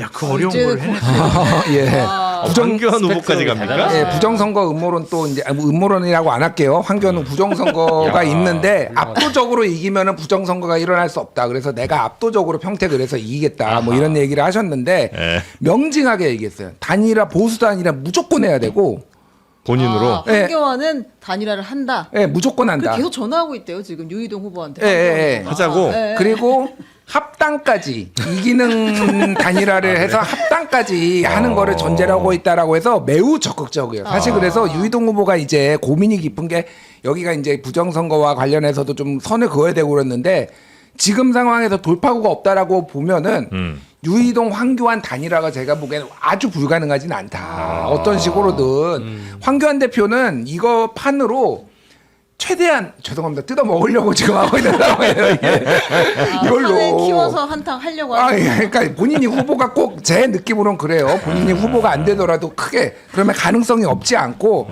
만약에 그렇게 돼서 이게 만약에 수치가 좀 나온다. 네. 그러면은 그게 단 하나의 유일한 가능성이에요. 김용남 조국의 단일화가 그때는 얘기가 나올 가능성을 배제할 수 없는데 지금은 안 나온다. 근데 지지율 격차 좀 벌어지면 더 벌어지면 얼마든지 가능하다고 보고요. 조국 대표께서 그 합당이라는 지상 과제를 다시 재확인하고 화를 좀 누그러뜨릴 가능성도 있습니다. 그러니까 단일화를 하는 걸로 하고 내가 그럼 선거 포기하는데 합당은 하자 이렇게요? 그러니까 그 좋은 이미지를 남겨놓고 당장 거기서 거래에 올릴 수는 없고요. 조국 대표는 본인의 처음에 약속과 의지대로 쭉 끝까지 선거해야죠. 왜 단일화를 합니까? 안 그러면 조국 대표 그리고 조국혁신당은 존재 의미를 잃어버릴 수 있다. 정당의 존재 가치를 잃어버릴 수 있다. 그런 생각이 들기 때문에 끝까지 완주해야 된다라고 말씀드립니다. 다른 데 다 안 나가고 오로지 요 평택을로 어찌 보면 그냥 시쳇말로 몰빵을 이제 하는 건데 근데 만약에 안 되면 조국혁신당 의원들도 거기에 막 지역별 읍면 동별로 다 담당을 해가지고 다 선거를 운동을 하잖아요. 그게 조금 좀 긍정적인 효과를 나타낼까 좀 그런 생각이 들어요. 의원들이 직접 찾아다니는 게요? 예, 왜냐하면 저분들 다 비례대표잖아요. 네. 지역 선거를 안 치러봤거든. 자기 지역도 아니야. 처음 가본 지역이야. 그럼 누구를 만날 거야? 조직이 없어요. 거기에 예를 들면 시군구 의원들 그런 분들도 기초단체, 노인회, 기초의원 네. 이런 분들도 없다고 기반 조직이 없는 거예요. 그러면 혼자 이제 뻘쭘하게 다녀야 되는데 안녕하세요. 저 조국혁신당 예를 들면 박은정입니다 하고 본인 소개해야 하고 다녀야 되거든요. 그러니까 그런 것들이 과연 효과가 있을까 그런 비판도 해봅니다. 네. 자, 그리고 지방선거 이 정도 보고 그다음에 조작기소 특검 관련해서 좀 짧게 전해주실까요? 네, 국민의힘 후보들이 조작기소 특검을 고리로 지금 결집을 하고 있습니다. 그 앞서 수도권 후보들이 개혁신당과 함께 조작기소 특검법을 저지하겠다라고 뜻을 모은 데 이어서 어제는 강원과 충청권 후보들까지 상경해서 총력전에 나섰는데요. 요거 한번 들어보겠습니다. 네. 탄핵을 10번 당해도 싼 그런 일이라고 생각합니다. 그래서 우리는 이번 6.3 선거를 통해서 이들을 심판해야 된다. 지방선거에 나선 민주당 후보들은 왜 모두 꿀먹은 벙어리가 됐습니까? 적어도 1000만 도시의 시장이 되고자 하는 후보자로서는 분명한 입장을 밝히고 그렇지 않으면 순종형이라는 이런 점잖은 표현을 넘어서서 대통령의 푸들이다. 네, 이번 그 조작기소 특검을 지금 야권에서는 지방선거에 제일 큰 이슈를 좀 띄우고 싶은 그런 뭐 마음이 좀 있는 것 같아요. 그럼요. 그래서 예를 들면 개혁신당 후보들하고도 조응천 후보하고도 함께 기자회견도 하고 그러잖아요. 이것은 국가를 정상화로 만들겠다라는 네. 이재명 대통령의 근본적인 약속을 위반하는 거 아니냐. 그리고 법 앞의 평등이라는 헌법적인 가치를 위반한 거 아니냐. 그런 부분에 있어서 공격 가능한 포인트 같습니다. 그래서 뭐 민주당에서 오늘 중으로 뭐 안 하는 걸로 정리를 한다고 하지만 이 부분은 끝까지 하려고 했던 게 잘못이야. 그리고 니들 지방선거 끝나고 나면 할 거잖아. 이런 식으로 계속 공격할 포인트가 돼서 중도층에는 상당히 좀 영향이 있지 않을까 그런 생각이 듭니다. 중도층에는 확실히 이 조작기소 특검이 악재긴 악재예요, 민주당에. 그 JTBC가 메타보이스 코리아 리서치에 의뢰한 게 4월 12일, 14일까지 네. 조사한 게 있거든요. 여론조사가. 그때 그러니까 특검 얘기는 그때는 없었지만은 네. 이재명 대통령 공소 취소에 공감한다가 45, 네. 공감하지 않는다가 46이었어요. 팽팽하네요. 완전 반반인데 네. 근데 이제 진영별로 보면은 진보층에서는 67%가 공감한다. 보수층에서는 68%가 공감하지 않는다. 네. 그런데 중도층에서는 42대 51로 42가 공감한다. 51이 공감하지 않는다. 조금 더 높군요. 이게 지금 2주, 3주 전에 한 건데 지금 조사해 보면은 훨씬 안 좋게 나올 거예요. 제가 보기에는. 이제 완전히 이제 그때는 그 얘기가 본격적으로 나온 상황이 아니었잖아요. 네. 그리고 국조가 돌아가던 상황이었잖아요. 근데 지금 이제 특검에 공소 취소 권한을 주는 거를 가시화된 이 상황에서 물어보면은 제가 보기에는 한 5.5대 4.5 아니면 6대 4 정도로 안 좋게 나올 거다. 제가 보기에는 제 뭐 예측에 한번 여론조사를 한번 돌려봤으면 좋겠고 기관들이 네. 선거에 안 좋죠, 당연히. 안 좋아요. 중도층에서도 기본적으로 안 좋게 봅니다, 이거를. 뭐 이거는 워낙 세계관이 다르고 네. 의견들이 달라서 제가 뭐 설득을 하거나 그럴 생각은 없고요. 네. 그러니까 그 조작 기소니까 공소 취소를 해야지라는 거고 특검이 한번 이렇게 공소 취소를 하는 거를 전례를 남기면은 다음 대통령들이 범죄 혐의가 있거나 재판 중인 사람은 다 그럴 거예요, 이제 앞으로. 다 특검 이용해서 다 이제 헬게이트를 저는 연다라고 보는 건데 네. 안 좋은 선례를 남기는 거다. 정말로 조작 기소가 있으면은 기소를 해가지고 특검에서 밝혀내가지고 그 다음에 검찰이 하게 하든지 그거 안 하면 재판부가 보겠죠. 위법 증거 수집도 요즘 다 무죄 때리는데. 네. 그러니까 뭐 송영길 대표도 위법 증거 수집으로 나왔잖아요. 네네. 조작 기소를 무죄를 안 때리겠습니까? 그러니까 이게 굉장히 제가 보기에는 제도와 절차라는 거를 좀 무시하는 그냥 편법으로 비춰질 수밖에 없어요. 그래서 이 부분은 굉장히 위험하다. 근데 이거를 제대로 공론화를 못 시키는 장동혁 때문에 제가 보기에는 이게 야당에서 주도적으로 해야 되는데 조홍천 의원이 시작했어요, 이거를. 네. 그래서 뭐하지? 왜 한동훈 막느라고 저렇게 정신이 없고 온 정신은 저기 팔려 있고 왜 저러고 있지? 그 생각이 들더라고요. 네. 그러니까 근데 그런 고민은 들어요. 왜 이걸 제기했을 때 지지율이나 여론에 안 좋을 걸 몰랐을까? 그 민주당이나 소위 말 청와대 입김이 있었다면 저는 그거를 알 정도의 민감도와 그 좋은 여론조사를 받으실 거라고 생각하거든요. 왜 그랬을까에 대해서 저도 계속 고민하게 해보는데 그냥 지지율이 높아서 그걸 이제 좀 무시했나? 근데 그럴 것 같지는 않거든요. 그래서 좀 그건 하나 어른의 사정이 분명히 뭔가 있는 것 같다. 네. 이런 생각 들고요. 또 하나는 이제 시기 조절을 한다고 악재가 거칠 것 같지 않습니다. 그래서 조만간 민주당 내에서 이거를 내용적으로도 원점 재검토하는 발언이 나올 것 같아요. 원점 재검토? 까지 더는 나올 수밖에 없다. 왜냐하면 김부겸 후보나 지금 발언을 하고 있잖아요. 예. 그리고 지금 이제는 선거를 다 후보들이 뛰고 있어요. 그래서 그 선거 후보자들과 그 가족들까지 몇만 명에게 원하는 사지 않으려면요. 여기서 멈추실 가능성이 있습니다. 네. 그래서 후보를 직접 뛰는 분들에서 이제 그 목소리가 많이 좀 나오는 것 같더라고요. 그러니까 당 안에서는 뭐 별로 그렇게 많이 나오지 않는 것 같은데. 우상호 후보도 오늘 그러더라고요. 맞습니다. 선거에 악영향 끼친다. 왜 그러는지 이해가 되지 않는다. 그런 얘기를 이거 좀 하던데 재논의해야 된다. 정청래 대표도 그 얘기를 그래서 했습니다. 본인이 했다고? 아니 정청래 대표도 이제 질문을 받았어요. 네. 기자들 선거운동 갔을 때 그래서 이제 어떻게 하실 거냐 하니까 청와대 브리핑도 있었으니까 당과 청와대가 조율을 해서 하겠다. 의원총회를 하고 또 당원들의 뜻도 물어서 어떻게 하는 것이 좋을지 판단을 하겠다라고 했습니다.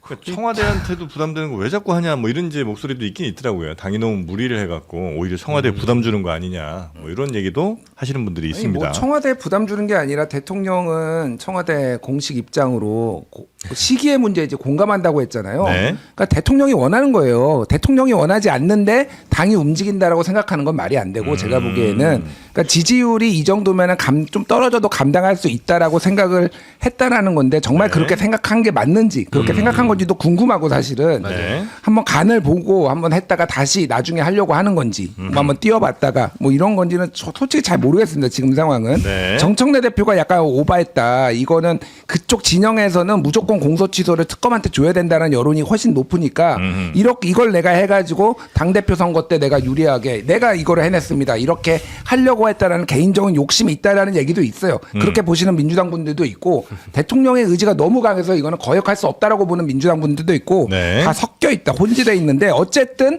선거에 안 좋은 영향을 미치는 거는 거의 특히 영남 선거는 큰 영향을 줄 가능성이 매우 높아요. 제가 김준일 보기엔. 평론가님 이렇게 국정 운영 지지율 높고 상식적이고 합리적인 국민 모두의 대통령이 되고자 노력하는 이재명 대통령께서 그런 생각을 하셨을까요? 전 유이 이재명으로서 김준일 평론가님 말씀에 동의를 못하겠습니다. 제가 톤이 좀 매기는 톤이 그러니까 네. 제가 시작부터 오해예요, 느껴졌어요. 오해. 제가 어저께 이제 다른 방송에서 그 얘기도 했는데 네. 이재명이 아니라 이도라도 특검에 의한 이 공소 취소는 안 된다. 이도 세종의 본명이 이도예요. 세종대왕이 와도 이거는 안 된다. 특검에 이거는 안 좋은 선례를 남기고 헬게이트를 여는 거다. 앞으로 모든 대통령이 그러면 다 특검으로 공소 취소하려고 할 거예요. 그러니까. 검찰이 잘못 안 했다는 얘기가 아니고 검찰이 조작 기소 검찰 개혁은 하면 해도 되지. 당연히 그건 그거대로. 있지만 만약에 그런 문제가 있다 하더라도 그거는 검찰의 이런 뭐 조작 증거나 이런 것들을 재판부에서 판단해서 이건 이제 무죄로 가야지 그냥 특검이 받아서 이거는 공소 취소 이렇게 가는 건 말이 안 된다는 말씀이신 그러니까 거죠? 절차라는 게 있잖아요. 그러니까 네. 기본적으로 그 알겠습니다. 절차를 그 민주주의가 비효율적인 데는 다 이유가 있는 거예요. 그래도 그거를 해야지 민주주의인 거예요. 그러니까. 네. 그리고 공소 제기하면 돼요. 나중에 또 증거 추가해서 네. 이렇게 기각을 때려도. 그런 방법들 절차들이 있는데 좀 이건 무리했던 것 같다는 말씀. 그래서 그 특검에 지금 검사들이 안 간다는 얘기가 나오고 있어요? 이렇게 두 가지 문제가 지금 법조계에서는 있습니다. 하나는 이 법안이 실제로 발의되면 분명히 위헌 논란이 있을 거기 때문에 법 자체가 맞는지 한번 판단을 받는 절차가 아마 있을 것이다. 그게 하나 있고요. 두 번째 네. 특검을 또 띄우게 되면 이제 갈 사람이 없다. 예, 검찰은 이제 곧 문을 닫게 되잖아요. 그러니까 남아있는 검사들이 지금 사건들을 이제 몰아서 처리를 하고 있는 와중인데 네. 이미 앞서 특검들이 너무 많이 이제 출범을 했잖아요. 4차례 정도 지금 특검이 나왔었던 거니까 이 정권 들어서 새로 특검이 와도 갈고 싶다는 검사가 없대요. 그래서 이거 특검 나오면 나 그냥 휴직해버릴란다 이제 이런 상황이 지금 네. 검찰에 팽배하다. 어차피 해체되니까. 그래서 검찰의 불만이 굉장히 팽배해 있는 그런 상황이고 뭐 이어진 뉴스 한 개 정도만 짧게 볼까요? 그만하고 수박 먹어요. 네. 아니, 오늘 넘었는데. 아유, 아니, 수박이 너무 맛있긴 오늘 하더라. 제가 댓글이 너무 눈에 띄는 게 있어서 좀 소개를 시켜드리면은 김준일 저 인간 지는 무오류인 줄 아는 밥맛 없는 놈 이런 게 있었고 또 하나가 김준일 많았습니다, 긁혔네. 김준일 얘도 수박 이런 게 있었어요. 오, 수박 바로 좋아요. 물었습니다, 여러분. 밥맛이 없고 그럴 때는 수박을 먹으라는 얘기예요, 이게 김준일 그러니까. 평론가처럼. 네. 아유 좋습니다. 수박을 먹자. 수박. 저도 한마디만 하면 안 돼요? 한마디만 우리 장성철 소장님. 저 오늘 댓글 오랜만에 봤는데 네. 정말 제 그동안의 노력이 결실을 맺었다. 뭐죠? 제욕이 좀씩 올라오더라고요. 그동안 없었잖아. 근데 오늘 보니까 그게 결실이에요. 김준일 평론가님 10번 욕하면 저 한 번 욕하는 게 드디어 오기 시작했어요. 그래서 너무 비겁했어 그동안. 정말 감사합니다. 저에게 관심을 앞으로 더 가져달라 네. 부탁드립니다. 자 우리 장성철 소장님 참 욕좀 해줘요, 진짜. 예, 용온 게 너무 보람이었는데 그죠? 그럼요. 네, 그게 요즘 2연패를 위해서 근데 이 수박이 열심히 너무 노력합니다. 맛있어서 욕을 안 해? 수박이라는 말도 아깝다는. 근데 진짜 맛있네요. 수박이라는 수박이. 말. 왜 이렇게 달아요? 왜 아까워? 나도 맛있어. 수박이 근데 진짜 맛있네 이거. 맛있네요. 예. 아뭐 설탕 뿌렸나? 아니 근데 5월에 벌써 수박이 나와요? 네, 저희가 이것도 밭대기 했거든요. 그래서 피디님 이거 저기 설탕 뿌린 거 아니에요? 진짜 네, 꿀이랑? 안 그랬어요. 정말 맛있습니다. 뭐 되게 이렇게 다냐? 정말 싸네요 이거. 대단하다 근데. 오늘 아침에 PD가 수박 큰 거를 3통을 들고 와가지고 제가 네. 아 오늘은 수박이구나. 네. 진짜 맛있네 이거. 민주당 뭐 이렇게 조롱하는 건 아니죠? 네, 뭐 아닙니다. 아니죠? 네. 맛있는 수박이. 요게 하루 100통씩만 한정 판매가 된답니다. 오. 네, 수박 100통. 멋있다. 네, 그래서 원하시는 분들은 요 아래 링크 따라 들어오시면 되는데 요게 배송 올 때도 와 씨, 이렇게 네. 아주 튼튼하게 에어캡으로 빵빵하게 포장을 오, 해갖고 대박. 다치지 않고 집까지 잘 도착을 합니다. 이게 가격이 맞나? 이게 12,500원 맞아요? 네, 맞습니다. 무료 배송입니다. 그리고 너무 야박해. 똑같은 왜요? 거야. 똑같은 장성철 김준일한테 수박 주지 마라. 먹는 것도 보기 싫다. 아, 너무 야박해. 수박이라고 욕한 줄 안 되고 수박 먹으니까 또 먹지 말라고 그러고. 너무 왜 야박해. 욕을 먹으시는 거예요? 어느 지지자로부터? 왜 욕을 아유, 뭐 먹느냐? 모든 곳에서? 저희도 그걸 많이 분석을 좀 해봤는데 그쵸. 궁금하다. 일단 양진영 골고루 욕을 하시거든요. 네, 그러니까 존재 자체가 욕이에요. 네, 그러니까 싫은가 봐요, 그냥 사람이. 사람이. 네, 그런 거죠, 뭐. 네. 근데 그 마음 저도 이해. 장성철 싫은 마음은 저도 이해는 하는데. 네. 예, 수박은 먹게 해줘야지. 네, 알겠습니다. 아니 네. 나를 욕하고 나를 싫어하는 거는 이해가 된다고 그러지 왜 나한테 그래요? 아니 뭐라고 한 게 아니라 그래서 수박은 먹자고. 저희 사투리 뉴스 하나 해도 될까요? 네, 네, 수박 자, 드시면서 네. 드시면 됩니다. 가야 돼. 짧게만 가겠습니다. 여러분 길에 다니는 비둘기한테 밥을 주지 마세요. 비둘기 밥 주잖아요. 유해 야생 생물이기 때문에 이거 밥 주면 법에 걸립니다. 적발되면 최대 100만 원의 과태료를 물리게 돼요. 조심해야 되겠네요. 근데 지금 공원에서 비둘기한테 저 식빵 던져좀 안 됩니다. 안 된다고요? 하지 마세요. 네. 그리고 그래요? 이제 지자체별로 또 조례를 만들어가지고 네. 서울시도 작년부터 이거 하지 못하게 막았거든요. 그러니까 주지 마십시오. 아니 비둘기 집은 왜 있어 도대체? 비둘기 집이요? 비둘기 이렇게 어디 공원 같은데 한쪽에 이만한 기둥 세워놓고 비둘기들 아파트처럼 이렇게 만들어놨잖아요. 집은 있어도 밥은 주지 말라는 거지. 그게 뭔 말이야? 아 그래요? 아니 그 플래카드가 공원마다 붙어 있는 거 못 보셨어요? 비둘기도 생태계의 당당한 일원이 될 수 있도록 밥을 먹이를 주지 마세요. 안 됩니다, 이렇게 안 붙어 돼요. 있어 플래카드 안 진짜로. 돼요. 이론인데 주면 안 돼 또? 아니 그러니까 알아서 자기가 노력해서 생태계에서 구해야지 왜 먹이를 주느냐 그 내용은 생태계 당당한 일원이 아니야. 부끄러운 줄 알아요 진짜. 갑자기 비둘기한테도 욕 먹는다 김준일 이제 일도 안 하고 날로 먹으려고 그래. 가다가 부끄러운 줄 알아, 비둘기가 진짜. 공격한다. 어? 네, 아무튼 그래서 비둘기 민원이 엄청 많이 들어온대요. 네. 지자체에서 2021년에 2,000건 정도 됐는데 2024년에는 3,000건이 넘어갔다는 거예요. 비둘기 잡아달라. 그 제가 지난 겨울 비둘기와 동거를 한 열흘 정도 했었거든요. 무슨 소리야 또? 아니, 아파트에서 시댁에 비둘기가 집을 지어놓고서 매일매일 똥 싸는 거야 아침마다. 그래서 제가 각종 진짜 도구를 다 써가지고 결국에 비둘기를 퇴치했거든요. 퇴치했어요? 그러니까 여러분 그러니까 주지 마세요 비둘기 그냥 죽도록. 이거 주시면 이제 과태료를 물게 됩니다. 실제로 물리는 사람 별로 없죠. 근데 한 건도 없었다는 게 문제입니다. 그럼요. 이런 규제를 계속해서 좋을 거 없고 저는 이런 거 볼 때마다 우리 사회가 어떤 좀 사회 문화적 해결에 대한 기대가 없는 것 같아요. 다 규제나 법을 만들어야 돼. 그래서 촘촘하게 다 해버리는 거예요. 그러니까 뭐 표현에도 그 규제를 가하고 이젠 비둘기 규제까지 만들어진 거죠. 네, 너무 좀 과하다. 그냥 이건 사람들이 알아서 좀 그냥 비둘기한테 먹이 주지 맙시다. 요 정도 하면 되는 이 건데. 법이 만들어지면은 네. 이제 규제합리화위원회에 또 올려서 아하. 규제를 없애달라고 하면 되는 거예요. 이경재 그러면 교수님이 또 또. 합리화 박용진 의원이 또 잘 하시잖아요. 그런 거. 근데 수박은 맛있어서 같이 예. 먹고 싶네. 아니, 아무튼 여수 선박람회까지 같이 한번 얘기해 보려고 했는데 그건 정리하고 아까 너무 분위기가 떠서 제가 전달을 못했는데 김건희 씨 사건 항소심 재판을 담당했던 그때 도이치모터스 주가 조작 관련해서 유죄 판결을 했던 서울고법의 신종호 부장판사가 오늘 새벽 서울 서초구 법원청사에서 숨진 채 발견이 됐습니다. 유서가 같이 발견이 됐다고 해요. 네. 그게 이제 죄송하다라는 이야기가 있고 사건 관련된 이야기는 아마 따로 없었던 것으로 지금 보입니다. 네, 요 소식까지 오늘 전해드리고요. 우리 세 분은 진짜 수요일 너무 좋습니다. 분위기가 너무 좋고 세 분은 앞으로도 쭉 저희와 함께 해주시면 너무 안 감사하겠습니다. 자르는 거예요? 네. 아니, 어떻게 저희가 잘라요? 아이, 저희도 평론 생태계의 당당한 일원이 될 수 있도록 자르지 말아주세요. 먹이는 주십시오 저희는. 먹이를 주십시오. 저는 필요합니다. 먹이. 햄버거 먹고 싶네. 갑자기? 천하람 대표 보니까. 네, 천하람 대표 왔습니다. 잠시 후 인터뷰할 거고 세 분 대단히 감사하고 수박 진짜 맛있습니다. 믿고 맛있네요. 드셔도 좋습니다. 그러네요. 세 분 고맙습니다. 예, 다음에 봬요. 감사합니다.